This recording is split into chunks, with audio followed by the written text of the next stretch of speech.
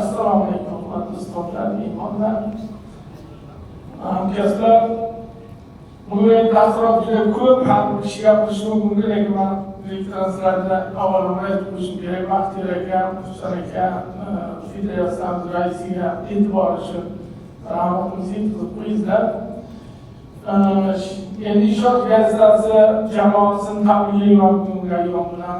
Juda go'zal, faqat havas bilan tabriklayapman. Boshqa tabriklarni ham mana shunaqa bayramlar qilish yo'qsa, ayniqsa ilmiy bayram boshqa bayram bo'ladi. Bugun yuqori ta'kidlandi, o'zi media konvergensiyani yaxshi bilmaydigan yoki xohlamaydiganroq yoki rivojlanmayotgan tarbiya rahbarlar o'zi ketib qoldi.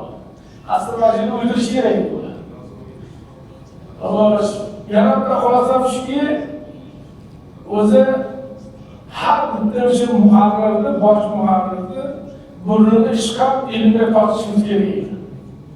Burnini ishqab ilm qildirishimiz kerak. Mana bu ishlar, mana bu ishni tashkil qilish, mana bu faqat anjumanlar aytyapman.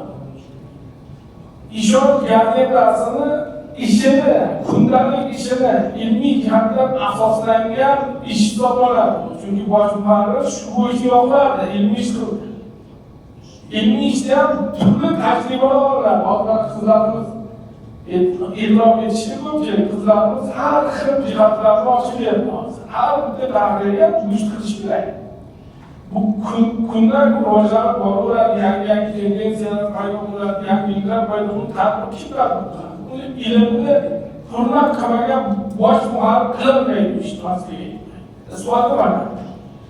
Shuning uchun mana bu jihatga alohida e'tibor berib, ko'proq bosh muharrirlarni ilmga tortishimiz kerak degan xulosaga keldim. Sanjar aka, bundan keyingi ishlarimizga ham rivoj tilayman. Mana hozir avlodlarni aytishdi, avlod deyishdi va hokazo ular qisqalik qarablar, hokazo nima bo'lishidan qat'iy nazar o'rtoqlar fikrlashni unutmasligimiz kerak. Fikrlash bundan oxirgi ma'ruzachimiz aytdi, u polemika bilan, bahslashish bilan, tahlil bilan keladi.